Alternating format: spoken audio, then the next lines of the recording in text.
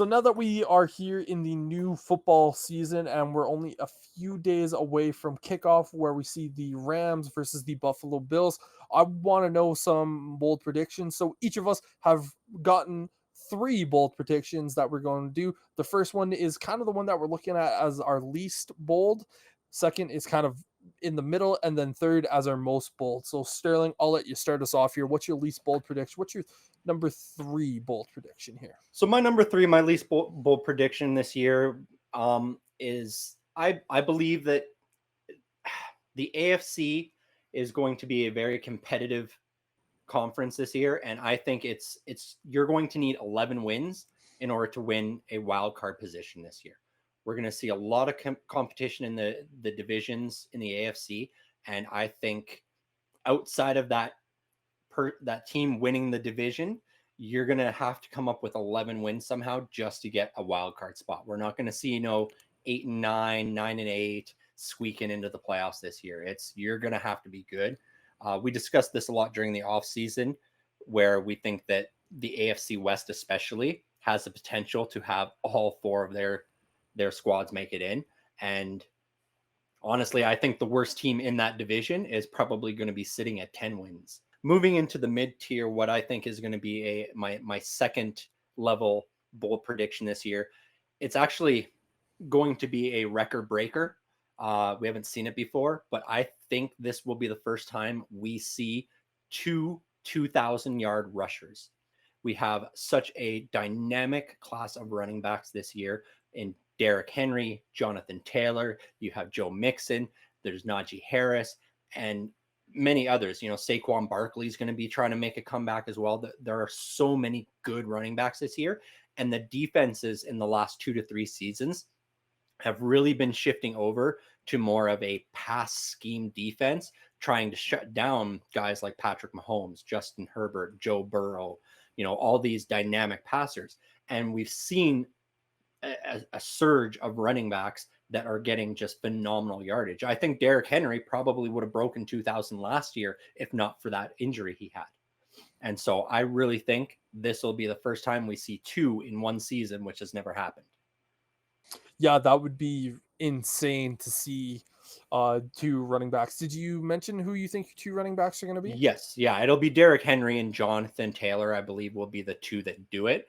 But I wanted to make sure to mention those outliers in Joe Mixon and Najee Harris, especially in a very tough division that has a very strong secondary. Both of those guys could have really good rushing yard seasons.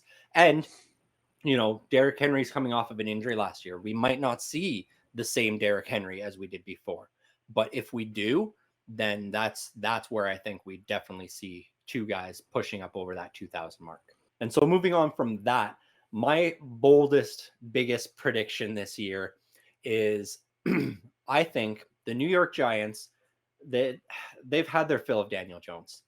I think what we're going to see is we're going to see the New York Giants go 0-2 or 0-3, and they're going to hit that panic button. And they're going to go out and they're going to trade for either Jimmy Garoppolo or Mason Rudolph, who I think made a very strong case to be a starter in this league. If not for how strong that quarterback battle was in Pittsburgh, Mason Rudolph could be the starter, and I would be confident having him as a starter. And so I think the Giants are going to hit that panic button. They're going to go out and make a trade for one of these two guys, and whichever one of them gets that job in New York is going to come in there, turn that team around, and they are going to go out ahead and win the NFC North this year, or NFC East division this year.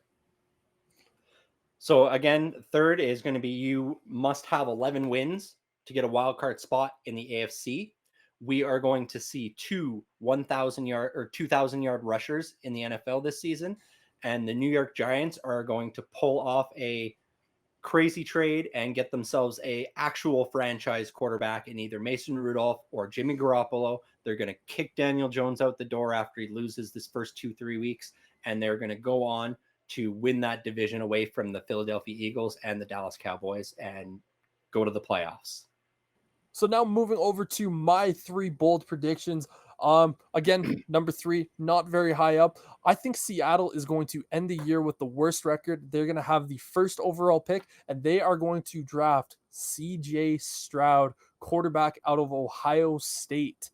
Again, Seattle to me, they just don't have a team. I see this team being a absolute bottom feeder for this entire year. Obviously, you are not going past this year with Geno Smith as your quarterback. And you looked at a guy like DK Metcalf, you paid him a bunch of money.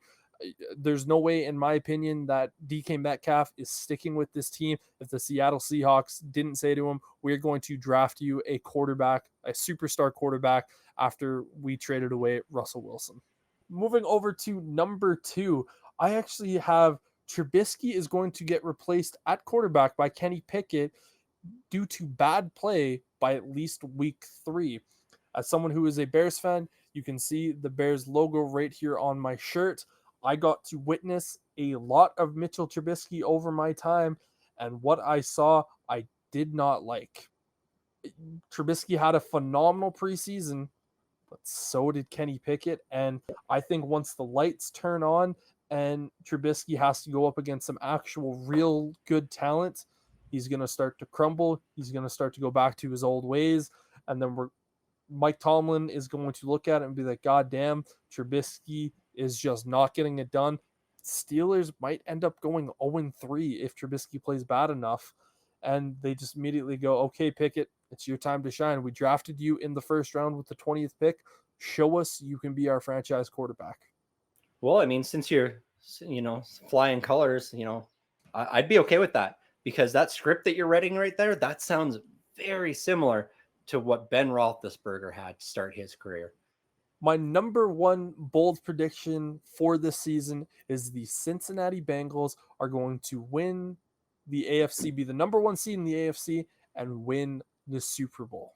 To me, a lot of people are saying the Buffalo Bills are going to be the team to beat in the AFC, and they are the favorites to win the Super Bowl. But I look back at this and go, do we not just remember the team that represented the AFC in the Super Bowl last year in the Cincinnati Bengals?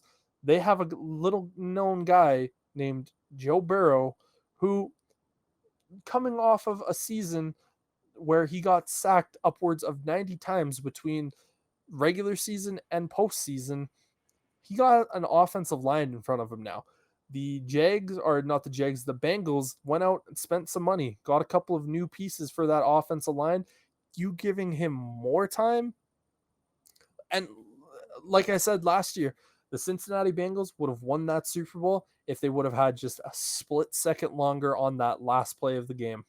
To me, I don't even think this is necessarily that bold of a prediction, but it is a bold prediction to say the Bengals are going to be the number 1 seed and win the Super Bowl. Those are my 3 predictions. Again, going over all of them again, Seattle is going to end up with the first pick, draft CJ Stroud. Trubisky is going to get replaced by Kenny Pickett due to bad play by week 3. And then Cincinnati Bengals, number 1 seed in the AFC, and win the Super Bowl.